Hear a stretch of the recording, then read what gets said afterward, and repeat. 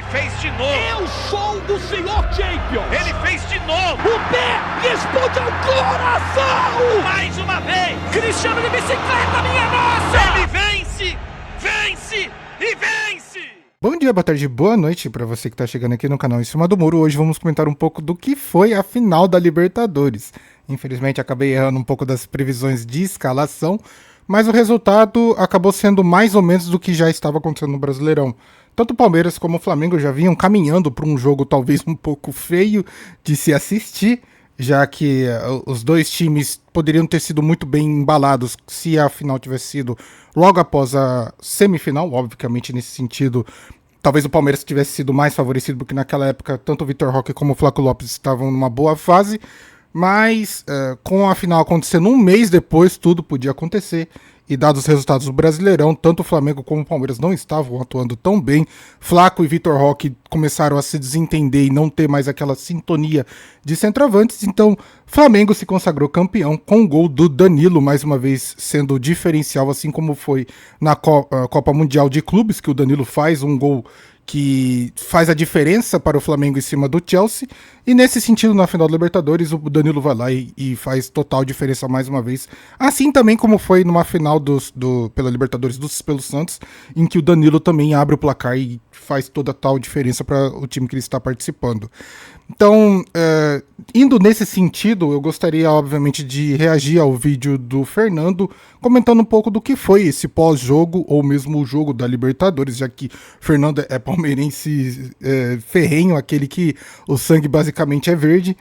Então eu queria meio que analisar e comentar em cima da opinião dele do que foi esse jogo da final. Marcada por vários erros de arbitragem. Eu acredito que o Palmeiras deveria ter sim, um homem a mais naquela falta do, acho que é Pulgar, em cima do Fux, que, cara, aquilo ali pra mim...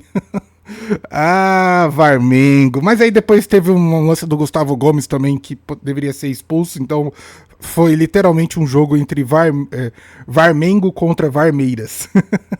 Que... o jogo basicamente foi marcado por erro de arbitragem, e óbvio que o juiz não ia botar ninguém pra fora porque ele não queria tomar a responsabilidade pra si, pra marcar o seu diferencial nesse jogo tão importante como foi essa final. No mais, pra gente começar logo o vídeo, a reação, gostaria de pedir que você deixe seu like, comente, compartilhe, se inscreva no canal pra ajudar, e bora pro vídeo. Vamos lá, meus amigos. Pedir pra quem puder deixar o like, se inscreve no canal, ativa o sininho e vamos começar mais um pós-jogo.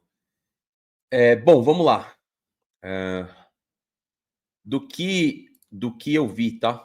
Não sei o que vocês acompanharam. Do que eu vi, vamos lá. O que o Abel tentou no segundo tempo, não me pergunta, porque eu sou incapaz de entender, não sei. Já vinha de alguns jogos esse desespero, né? Ou seja, a gente não perdeu o Brasileiro, a condição de brigar pelo título, porque preferiu a Libertadores. A gente perdeu a condição de brigar pelo título justamente por conta dessa desorganização que a gente viu no segundo tempo. O Gustavo Gomes descer aqui como um ponta é desesperador. Jogar como atacante é desesperador. Acho que isso fala muito sobre o senhor Lopes, né? Que precisa ir o zagueiro lá para fazer a função que ele é incapaz de fazer, que é ganhar uma bola pelo alto, né? O primeiro tempo o Palmeiras tentou jogar a bola direta para o Vitor Roque. No segundo tempo, quando você tira o Felipe Anderson, você entende, ele lesionou, talvez até grave. O Alan, você não tem explicação. O Abel Ferreira, ele não faz bem pro Palmeiras, essa é a real. Ele não faz bem pro Palmeiras. Ele não entende de tática. Ele entende só de motivação, porque ninguém coloca na minha cabeça que esse segundo tempo, que eu acho que foi um 4-2-4, que ele armou ali no segundo tempo, que ele não tá linkado com desespero, que ele não tá linkado com o que foi, né? Essa temporada do Palmeiras, né? Essa temporada do Palmeiras, uma temporada que você não teve um sistema fixo, uma temporada que você não teve uma identidade, uma temporada que você não teve um estilo de jogo. Cara, aqui eu já vou pausar e comentar um pouco do que o Fernando disse, porque eu concordo, acho que 100% com o que ele falou. E aí até comecei a pensar na possibilidade, já que o Abel Ferreira não vai sair, vai permanecer pro ano que vem, na possibilidade mesmo do Abel baixar um pouquinho a bolinha dele, colocar um pouquinho os pés no chão e contratar alguém que seja perito ou mesmo tenha experiência para a formação de esquema tático. Por mais que isso seja a atribuição do técnico, às vezes você precisa entender a sua deficiência justamente para poder contratar um profissional que possa aumentar o nível da sua comissão técnica. E no caso do Palmeiras, eu acho que é realmente necessário ter um profissional que tenha o autoconhecimento de esquema tático da atualidade, não um cara das antigas que também vai acabar sendo ultrapassado, vai ter ideias ultrapassadas. Alguém da atualidade que entenda melhor o esquema tático, porque o Palmeiras tem boas peças, assim, o alto investimento que o Palmeiras teve no seu próprio time não justifica os resultados. Então, o erro está partindo do técnico, que o Abel Ferreira nunca vai admitir isso, que não consegue formular um esquema tático conciso, um esquema tático que os próprios jogadores consigam entender. Porque eu senti também essa dificuldade quando eu fui fazer o vídeo do Esquenta da Libertadores, em que eu tinha que montar o esquema tático que o Abel Ferreira iria utilizar nessa final. Cara, foi muito difícil, tá? Foi muito difícil porque o Abel, ele não formula um estilo de jogo próprio. Ele vai colocando as peças e seja o que Deus quiser. E se isso talvez tenha dado certo no passado porque tinham jogadores individuais que faziam a diferença, atualmente o Palmeiras não tem isso. A gente percebe tendo Flaco e Vitor Roque não conseguindo atuar tão bem, como o esquema tático do Abel Ferreira é tão falho e tão precário. Então, eu acho que talvez a solução, dando de prontimão, seria realmente contratar um profissional que entenda melhor sobre esse estilo de esquema tático, justamente para quando chegar num segundo tempo, você não parte para um desespero colocando um Gustavo Gomes como centroavante. Você utiliza as peças que você tem para suprir a necessidade dentro de campo. Mas o Abel Ferreira vai fazer isso? Óbvio que não. Você não mostrou pro torcedor uma cara. Ele vende uma narrativa que agora ele tem um time nas mãos que ele sempre sonhou, que é, tipo, basicamente ter mais de uma peça. Ele diz, né, que tem mais de uma peça por posição, mas a realidade é uma só. A realidade é uma só. Para o que tem o time, para aquilo que o time foi montado, para aquilo que ele tem como peças para defender, para atacar, o Abel Ferreira faz muito pouco. O primeiro tempo ele foi baseado, sim, no que a gente debateu a semana inteira. O Pedro tá aí, eu já vou subir ele para a live. Numa linha de 5. A linha de 5 se transformou totalmente defensiva, porque o Piquerez, ele ficava esperando o Varela descer para pegar ele cabeça a cabeça. Do outro lado, o Kelvin ficava esperando, na teoria, um Alexandre descer. Só que se a gente olhar na prática, o Alexandre jogou de zagueiro, ele não jogou de atacante, ele não jogou de ala, ele jogou muito mais como um lateral. Depois eu ponho os mapas de calor, menos importa, nem vou ficar colocando aí na tela não, só vai fazer a gente perder tempo. E aí, cara, ficou esse buraco aqui, ó, nas alas. Ficou esse buraco. Ninguém jogava nesse setor. Os nossos dois meias, né, que o sistema lê como 3-1-4-2 que o Palmeiras fez. Eu não sei. Ele lê por quê? Porque o mapa de calor dá isso, mas eu não sei. Não sei se teve essa organização de 3-1-4-2, não. Isso aqui, ó. Eu não sei se teve. Porque quando você olha isso aqui é montado ofensivo, né? Você olha isso aqui como algo ofensivo. E não foi o que aconteceu no primeiro tempo, né? O primeiro tempo o Palmeiras, ele se resumiu, Pedro, em marcar o Flamengo. E no segundo tempo, na hora que ele começa a fazer as alterações, de verdade, parceiro, de verdade, eu não entendo, pessoal. Quem tem que explicar é ele. Eu não acho positivo, não é pela derrota. Eu falei para vocês, derrota ou ganhando, era positivo ele sair. Eu não consigo entender uma instituição dar tanta chance para um treinador ganhar de novo, e a gente encerra o ano, ao que tudo indica, não sei o Brasileirão como vai terminar, mas ao que tudo indica sem título, ao que tudo indica, é torcer para o Flamengo, não é torcer para nada, né, agora. E tudo indica que terminou sem título. E eu já te passo, Pedro, para você falar. Acho que eu vou falar de uma vez só e não vou ficar enrolando muito pra galera, não. E, cara, é constrangedor, porque depois você vê o Bruno Fux atacando, você vê o Gustavo Gomes, e é sempre que toma o gol, aí eu solto o time. Eu não consigo soltar o meu time quando a condição é de igualdade. Então nada me tira da cabeça, Pedro, que ele entrou para empatar, que ele entrou para, se for para perder de pouquinho, conseguiu perder de pouquinho, e é isso, o Flamengo bateu o tetracampeão da Libertadores e agora procurar um buraco, um bueiro para se enfiar pelos próximos 3 meses aí, porque é o que vai acontecer. Cara, é muito doido que realmente acho que o Felipe Luiz engoliu o Abel Ferreira como técnico, postura e esquema tático. Acho que o Felipe Luiz foi perfeito em tudo.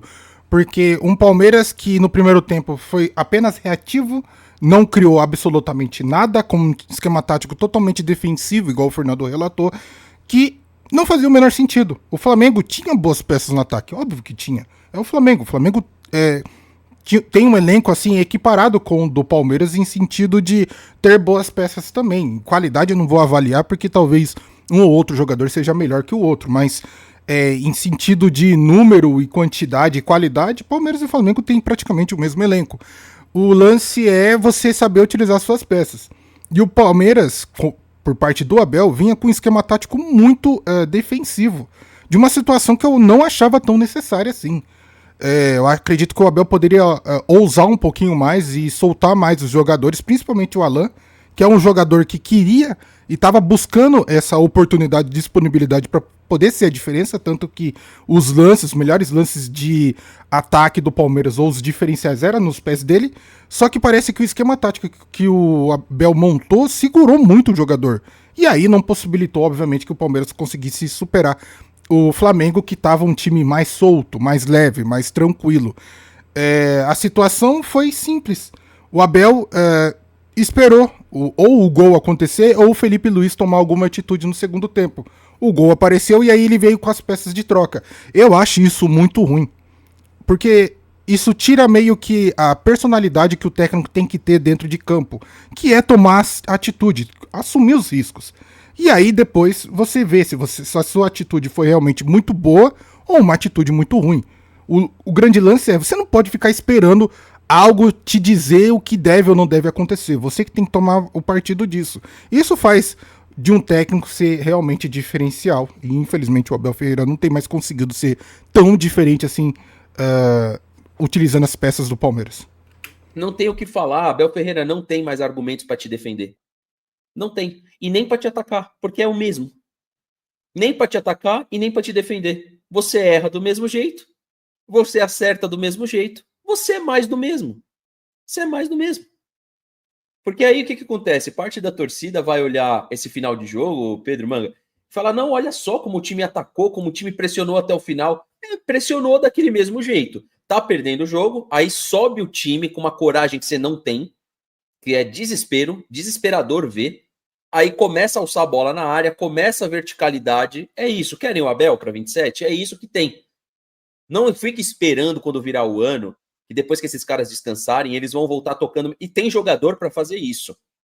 Nada me tira da cabeça. Que tem jogador para fazer. Só que não adianta com o Abel a gente imaginar que o time vai atuar diferente. O Abel é isso que a gente viu nessa temporada, é o que a gente viu na última temporada, é o que a gente viu nesses 5 anos. O bom e o ruim dele apareceu nesse jogo. Qual que é o bom? O time vai até o final lutando. Luta até o fim. Qual que é o ruim? Não controla o jogo, seu atacante não é atacante, é um desespero. Os atacantes que se conversavam muito bem passaram a não ter conexão nenhuma desde o começo da partida. O Vitor Roque reclamando, o Flaco Lopes reclamando, não conseguindo. O Flaco se limita a dar casquinha, poucos se procuraram, quando se procuraram até saiu alguma coisa. É assim, é um jogo pobre. É um time riquíssimo em valor financeiro, em valor de elenco, e um jogo pobre. Você jogar Libertadores, de novo, e não me parece coincidência, 4-2-3-1 do Flamengo, todos os sistemas usados possíveis, a gente usou o 3-1-4-2, o 3-5-2 hoje, o 4-2-4, que eu enxerguei ali, eu acho, no segundo tempo. O que adiantou? Cara, cria uma identidade, o Palmeiras não tem uma identidade. Manteve o treinador, trocou os jogadores e o time não tem uma identidade. E, lamentavelmente também o que aconteceu com o Felipe Anderson aí, comentar a parte, né? O Carrascal caiu por cima da perna dele, aí vai ter algumas coisas da arbitragem que tem que pontuar, não vou deixar de pontuar porque perdeu. O do Pulgar, o lance patético do escanteio do Kelvin, que para mim foi falta do Léo Pereira antes, e os nossos jogadores não reclamam. Então quem sou eu para... E aí, de fato, eu vou me colocar como chorão com razão, porque se eu de fato ficar aqui reclamando algo que os nossos jogadores não tiveram coragem de reclamar, é foda. Porque se eu não me engano a jogada ali, se eu não me engano, O Kelvin podia evitar o escanteio, não evita a jogada em cima do Bruno Fux com o Léo Pereira. O Léo Pereira faz a falta, mas o Bruno Fux não reclama, então não foi falta. Não, o Fux reclamou, mano, reclamou. Pega o lance, eu tô com o lance aqui printado, ó. Eu entendo um pouco dessa revolta por parte do Fernando, simplesmente de jogadores não fazendo a reclamação que deveria. E aí eu acho que, óbvio que o Fernando não vai admitir isso, nem vai soltar isso numa live para todo o seu público palmeirense. Mas a gente é de se invejar o Corinthians nesse sentido. Cara, qualquer lance que é desfavorável ao Corinthians, os caras caem matando em cima, irmão. Os caras saem comendo o juiz mesmo. Vai pra cima do juiz, vai pra cima de todo mundo. Agora a gente vê um Palmeiras que, vê um Santos que não vai reclamar. Falta um pouco mesmo dessa união do clube, união dos jogadores e entendimento da atmosfera da situação. Aquele lance, e olha que eu nem sou palmeirense, o lance que acho que é acho que é o Pulgar, vou falar que é o Pulgar, que ele dá aquela cravada na canela do Fux, que, mano, lastra a canela do cara de machucado. Eu que não sou palmeirense, eu fiquei revoltado. Aquilo ali era lance de expulsão clara. É óbvio que o flamenguista nas redes sociais vai falar, foi nada, lance de jogo, sei que lá, mano, é expulsão. Só que os jogadores do Palmeiras parece que ficaram só fazendo uma rodinha cirandíssima do árbitro brincando. Irmão, era pra vocês ficarem... Pô, aqui, ó. Olha a perna do cara, olha o que aconteceu. Isso daqui é lance de expulsão. Não vai ter jogo enquanto não for no VAR olhar isso aqui. Porque é ridículo dar amarelo naquele lance. Mas é igual o Fernando disse. A gente que é torcedor dos nossos clubes, jogadores e tal, a gente não tem que ficar pontuando mais do que eles. Eles que tem que representar a gente em campo. Não a gente ficar aqui de fora gritando que nem uns malucos, que aí depois a gente vira o chorão. Igual ele falou. Então, toda essa situação, infelizmente, vem de uma geração... E aí eu não vou nem colocar geração Z, geração isso, coisa parecida. Não, eu falo uma geração de jogadores covardes. Geração de jogadores ruins. Que não sabem impor a sua, sei lá, a sua convicção dentro de campo. A gente vê isso, infelizmente, vindo de um rival que sabe muito bem fazer isso. Jogadores corintianos, eu acho que antes de entrar dentro do time, tem uma cartilha pra eles lerem e falar, ó, quando acontecer alguma falta, tem que matar e cair em cima. E outra, esse lance, igual o Fernando já falou muitas vezes, do lance do amiguinho, dá a mão aqui, dá a mão ali, beijinho aqui, beijinho ali, pô, vai a merda, cara. Dentro de campo é guerra. Dentro de campo é competição. Não é esse tipo de situação que tem que acontecer, mas é a gente gritando aqui de fora, os jogadores estão cagando e andando porque a gente tá falando. Eu tô com o lance aqui, rapidinho, tá? Eu já passo pra você, Pedro, pra você comentar. Não, mas ninguém reclama, Fer. Ninguém reclama. Cara, não, desculpa, não reclamou, velho. Não reclamou. Não reclamar, se você... Porque se naquele lance ele sofreu a falta, era ele se jogar ali, porque a bola tinha ido pra escanteio, e de fato, como ele fez na hora que ele recebeu a falta do Pulgar, não reclama, velho. Aí vai reclamar, agora já era. O Flamengo é tetracampeão, não tem o que ficar falando, não, mano. Passo pra você, Pedro. Não tem que ficar chorando aqui, mano. O trabalho do Abel Ferreira é limitado. Deu pra perceber nesse jogo que o trabalho do Abel é limitado. Qualquer coisa que a gente ficar debatendo é mais do mesmo. Já falei, os elogios são os mesmos e as críticas também. Esse aí é o trabalho do Abel Ferreira. Um time desorganizado, limitado. Com bons jogadores consegue ser um time limitado.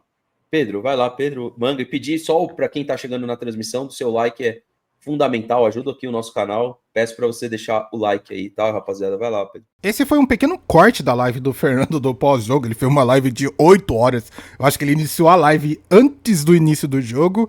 Foi durante o jogo acompanhando com o pessoal na live mesmo. E depois fez esses comentários no pós-jogo. Depois tem os comentários dos parceiros que vão na live do Fernando realmente para comentar. Mas como eu meio que não pedi autorização para eles para usar meio que a imagem deles, eu não quero muito arriscar nessa parte de aproveitar também a opinião deles e reagir e trazer pro canal, porque simplesmente, por mais que toda a live, todo o conteúdo seja no canal do Fernando, eu quero respeitar também essa parte dos caras, porque eles não me conhecem. A única pessoa que eu pedi autorização mesmo para a utilização do conteúdo foi o Fernando, e ele achou numa boa desde que eu desse as considerações, então por isso que eu vou parar por aí na reação. Mas as críticas que o Fernando faz sobre o time do Palmeiras, eu sou 100%, tô 100% com ele. já que é um time que eu acompanho bastante também, a gente não vê mais um Palmeiras tão imponente, um Palmeiras criativo. Nos últimos anos, eu acho que é um Palmeiras que depende muito das habilidades individuais dos seus jogadores. E quando esses jogadores saem, expõem talvez a bagunça que é o Palmeiras. Perder o Brasileirão e perder a Libertadores para o Palmeiras esse ano eu não diria só ridículo, mas vergonhoso. Essa atitude que o Abel Ferreira teve de entregar logo o Brasileirão, mesmo tendo possibilidade de ser campeão, demonstra que ele foi fraco. Demonstra talvez uma atitude que não merecesse uma renovação para o ano que vem. Mas eu acho que a Leila quer mais garantir porque o Abel vai conseguir talvez levar o Palmeiras no ano que vem para as finais. Só que já não é mais garantia de título. Então a Leila, pra ela, eu acho que benefício pra ela seria melhor manter, acho que se eu não me engano, ano que vem é o último mandato da Leila no Palmeiras. É melhor pra ela manter o Palmeiras com o Abel, pra pelo menos chegar na final, do que arriscar com um novo técnico e de repente ir por água abaixo, começar a bater a cabeça, entende? Então, infelizmente, isso acaba sendo um pouco político, mas pra você que é torcedor, isso deve ser um pouco revoltante. Já para o Flamengo, que aqui desse vídeo eu falei pouco, mas é porque o Flamengo não foi superior assim dentro de campo e criou oportunidades e chutes, alguma coisa parecida. Tanto que o gol sai de um escanteio, não foi de uma bola trabalhada. O Arrascaeta acho que sentiu talvez a ausência do Pedro na frente, que a presença do Pedro faz toda a diferença para o esquema tático do Flamengo, que é a referência, é o jogador que quando você tá no aperto no meio de campo, você joga para ele que ele consegue resolver. Bruno Henrique é bom, é rápido, mas não é a mesma coisa. Então, acho que o Flamengo ganhou o título com todos os méritos, apesar dos erros da arbitragem. E bola pra frente, vai ser campeão do Brasileirão, vai ser campeão da Libertadores. Vamos ver como vai atuar nesse Mundial / Intercontinental. Não sei como que a gente vai chamar isso agora, já que tem a Copa do Mundial de Clubes. Não sei se esses mundiais que acontecem ou eram reconhecidos, se vai continuar sendo considerado mundial ou se vai ser intercontinental. Não sei, vamos ver. Eu gostaria de ser chamado de intercontinental, só de sacanagem também. Mas é isso. Eu acho que esse é o resumo que a gente tem dessa final da Libertadores. Infelizmente o Palmeiras, mais uma vez, quando precisou numa decisão, vacalhou.